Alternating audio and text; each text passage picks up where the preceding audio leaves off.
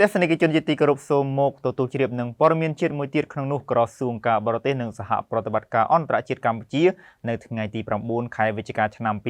2021បានចេញសេចក្តីប្រកាសព័ត៌មានស្តីពីលទ្ធផលនៃដំណើរទស្សនកិច្ចផ្លូវការរបស់លោកស្រី Marie Pen ដែលជារដ្ឋមន្ត្រីការបរទេសនិងជារដ្ឋមន្ត្រីកិច្ចការនារីអូស្ត្រាលីដែលបានធ្វើទស្សនកិច្ចនៅកម្ពុជារយៈពេល2ថ្ងៃចាប់ពីថ្ងៃទី7ដល់ថ្ងៃទី8ខែវិច្ឆិកាឆ្នាំ2021នៅក្នុងដំណើរទស្សនកិច្ចរបស់លោកស្រី Marie Pen គឺលោកស្រីបានទទួលជួបពិភាក្សាការងារជាមួយនឹងសម្ដេចតេជោហ៊ុនសែននាយករដ្ឋមន្ត្រីនៃកម្ពុជាក៏ដូចជាឧបនាយករដ្ឋមន្ត្រីប្រាក់សុខុនដែលជារដ្ឋមន្ត្រីក្រសួងការបរទេសនិងសហប្រតិបត្តិការអន្តរជាតិកម្ពុជារដ្ឋមន្ត្រីក្រសួងការបរទេសអូស្ត្រាលីលោកស្រី Marie Pen បានបំពេញទស្សនកិច្ចរយៈពេល2ថ្ងៃនៅកម្ពុជាគឺពីថ្ងៃទី7ដល់ថ្ងៃទី8ខែវិច្ឆិកាដំណើរទស្សនកិច្ចនេះលោកស្រីបានអញ្ជើញជួបពិភាក្សាការងារជាមួយសម្ដេចតេជោហ៊ុនសែននាយករដ្ឋមន្ត្រីកម្ពុជាលោកឧបនាយករដ្ឋមន្ត្រីប្រាក់សុខុនរដ្ឋមន្ត្រីក្រសួងការបរទេសនិងសហប្រតិបត្តិការអន្តរជាតិព្រមទាំងលោកស្រីអង្គន្ថាភាវីរដ្ឋមន្ត្រីក្រសួងកិច្ចការនារីផងដែរខាងក្រោមនេះគឺជាលទ្ធផលនៃដំណើរទស្សនកិច្ចរបស់លោកស្រីរដ្ឋមន្ត្រីការបរទេសអូស្ត្រាលីបង្ហាញដោយក្រសួងការបរទេសកម្ពុជាសេចក្តីប្រកាសព័ត៌មានលទ្ធផលនៃទស្សនកិច្ចផ្លូវការរបស់លោកជំទាវ Marie Pen រដ្ឋមន្ត្រីការបរទេសនិងជារដ្ឋមន្ត្រីកិច្ចការនារីអូស្ត្រាលីនៅព្រះរាជាណាចក្រកម្ពុជាថ្ងៃទី7ដល់ថ្ងៃទី8ខែវិច្ឆិកាឆ្នាំ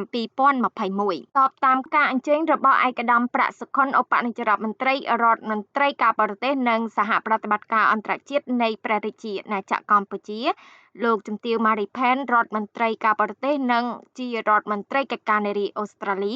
បានអញ្ជើញមកបំពេញទស្សនកិច្ចផ្លូវការនៅព្រះរាជាណាចក្រកម្ពុជានៅថ្ងៃទី7ដល់ថ្ងៃទី8ខែវិច្ឆិកាឆ្នាំ2021ដើម្បីពង្រឹងទំនាក់ទំនងនិងកិច្ចសហប្រតិបត្តិការទ្វេភាគី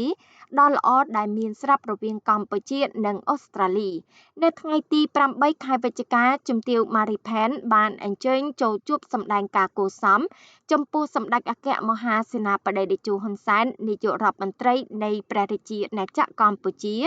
ដែលនៅក្នុងឱកាសនោះលោកជំទាវបានកោតសរសើរអំពីការអភិវឌ្ឍយ៉ាងឆាប់រហ័សរបស់កម្ពុជាចាប់តាំងពីការធ្វើដំណើររបស់លោកជំទាវមកកម្ពុជាកាលពីជិត20ឆ្នាំមុននិងបានវាយតម្លៃខ្ពស់ចំពោះការគ្រប់គ្រងជំងឺរាតត្បាត COVID-19 ប្រកបដោយប្រសិទ្ធភាពរបស់កម្ពុជាតាមរយៈកម្មវិធីជំរុញការចាក់វ៉ាក់សាំងដើម្បីធានាបាននៅការបើកឡើងវិញជាបណ្ដើរនៅសកម្មភាពសង្គមសេដ្ឋកិច្ចខណៈពេលតស៊ូជំនះជំងឺ COVID-19 សម្ដេចតេជោនាយករដ្ឋមន្ត្រីនិងលោកជំទាវ Marie Pen ពេញចិត្តចំពោះកិច្ចសហប្រតិបត្តិការទ្វេភាគីនិងពហុភាគីដែលកំពុងមានការរីកចម្រើនជាលំដាប់រវាងប្រទេសកម្ពុជានិងអូស្ត្រាលីលើវិស័យផ្សេងៗរួមមានកសិកម្មការពារជាតិអប់រំនិងការប្រយុទ្ធប្រឆាំងនឹងជំងឺ COVID-19 សម្ដេចតេជោនាយករដ្ឋមន្ត្រីបានរំលឹកឡើងវិញជាមួយការកោតសរសើរចំពោះជំនួយរបស់អូស្ត្រាលីដល់កម្ពុជានៅក្នុងវិស័យជាច្រើនរួមទាំងការប្រយុទ្ធប្រឆាំងជំងឺ COVID-19 សម្ដេចតេជោនាយករដ្ឋមន្ត្រីក៏បានថ្លែងអំណរគុណផងដែរចំពោះការបដិញ្ញារបស់អូស្ត្រាលីក្នុងការផ្ដល់វ៉ាក់សាំង Pfizer ចំនួន 2.35 លានដូសដល់កម្ពុជាហើយដែលវ៉ាក់សាំងចំនួន1លានដូសនឹងមកដល់កម្ពុជានៅដំណាច់ឆ្នាំ2021លោកជំទាវ Marie Pen បានសម្ដែងនូវការកោតសរសើរនិងការវាយតម្លៃខ្ពស់របស់អូស្ត្រាលីជូនចំពោះសម្ដេចតេជោនាយករដ្ឋមន្ត្រីដែលបានគាំទ្រដល់អូស្ត្រាលីក្នុងការបង្កើតភាពជាដៃគូយុទ្ធសាស្ត្រគ្រប់ជ្រុងជ្រោយជាមួយអាស៊ាននិងបានបញ្ជាក់ឡើងវិញនៅការគាំទ្រពេញលេញរបស់អូស្ត្រាលីចំពោះកម្ពុជាដើម្បីធានាបាននូវការធ្វើជាប្រធានអាស៊ានឆ្នាំ2022របស់កម្ពុជាប្រកបដោយជោគជ័យលោកជំទាវ Marie Pen ក៏បានជម្រាបជូនសម្ដេចតេជោនាយករដ្ឋមន្ត្រីផងដែរចំពោះការបង្កើតភាពជាដៃគូសន្តិសុខត្រីភាគី AUKUS និងបានអះអាងថាការដែលអូស្ត្រាលីចូលរួមនៅក្នុង AUKUS នេះគឺដើម្បីទទួលបាននាវាមួយទឹកដើរដោយថាមពលនុយក្លេអ៊ែរដើម្បីអភិវឌ្ឍសមត្ថភាពកងទ័ពជើងទឹកអូស្ត្រាលី ដោយគ្មានបំណងបង្កើតថាមពលនុយក្លេអ៊ែរស៊ីវិលនោះទេស្របពេលជាមួយគ្នានេះអូស្ត្រាលីនៅតែបន្តបដិញ្ញាចិត្តចំពោះការមិនរីកសាយភាយអាវុធនុយក្លេអ៊ែរក្នុងតំបន់នៅថ្ងៃដដែលលោកជំទាវ Marie Pen បានជួបប្រជុំទ្វេភាគីជាមួយឯកឧត្តមឧបនាយករដ្ឋមន្ត្រីប្រាក់សុខុនដែលនៅក្នុងឱកាសនោះរដ្ឋមន្ត្រីការបរទេសទាំងពីរបានសម្ដែងនូវការពេញចិត្តចំពោះទំនាក់ទំនងជាមិត្តភាពនិងកិច្ចសហប្រតិបត្តិការប្រកបដោយផ្លែផ្ការវាងប្រទេសទាំងពីរនិងបានឯកភាពជំរុញបន្ថែមទៀតនៅកិច្ចសហប្រតិបត្តិការទ្វេភាគីនៅក្នុងវិស័យពាណិជ្ជកម្មវិនិយោគទេសចរណ៍អប់រំនិងការប្រាស្រ័យទាក់ទងរវាងប្រជាជននិងប្រជាជនឯកឧត្តមឧបនាយករដ្ឋមន្ត្រីបានថ្លែងអំណរគុណចំពោះរដ្ឋាភិបាលអូស្ត្រាលីដែលបានគាំទ្រដល់ការអភិវឌ្ឍសង្គមសេដ្ឋកិច្ចកម្ពុជា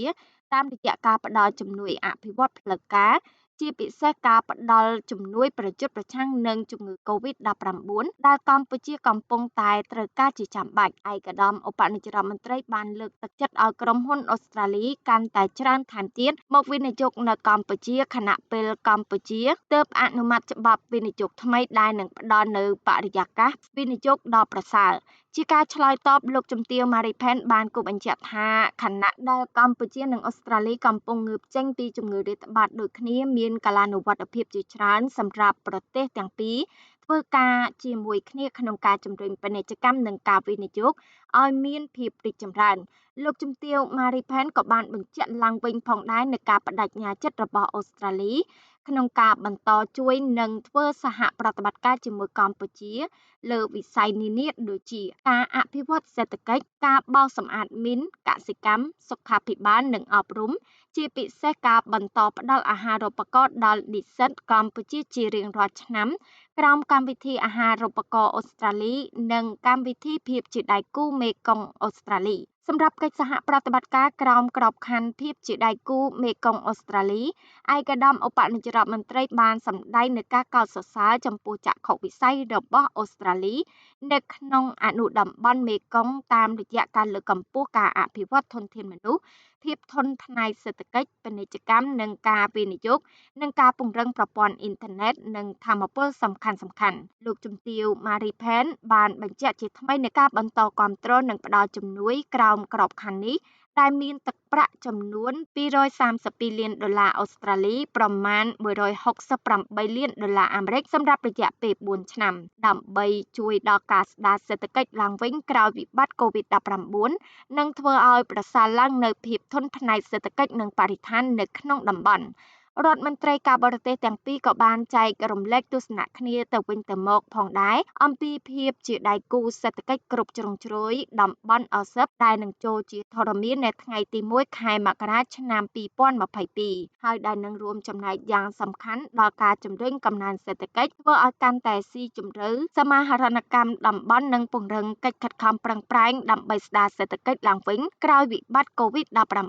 ឯកឧត្តមឧបនាយករដ្ឋមន្ត្រីក៏បានជម្រាបជូនសមាភាគីអូស្ត្រាលីអំពីអាទិភាពនានាសម្រាប់អាស៊ានឆ្នាំ2022នៅពេលដែលកម្ពុជាធ្វើជាប្រធានអាស៊ានក្រោមមូលបត្រអាស៊ានរួមគ្នាធ្វើដោះស្រាយបញ្ហាប្រឈមទាំងអស់គ្នាលោកជំទាវ Marie Pen បានអះអាងជាថ្មីអំពីការគាំទ្រពេញលេញរបស់អូស្ត្រាលីចំពោះរាល់កិច្ចខិតខំប្រឹងប្រែងនិងគំនិតផ្ដួចផ្ដើមនានារបស់កម្ពុជាក្នុងអាណត្តិជាប្រធានអាស៊ានឆ្នាំ2022រួមទាំងកិច្ចប្រជុំកម្ពុជាថ្នាក់ដឹកនាំស្ត្រីអាស៊ានដែលក្រុងនឹងរៀបចំនៅកម្ពុជាក្នុងឆ្នាំ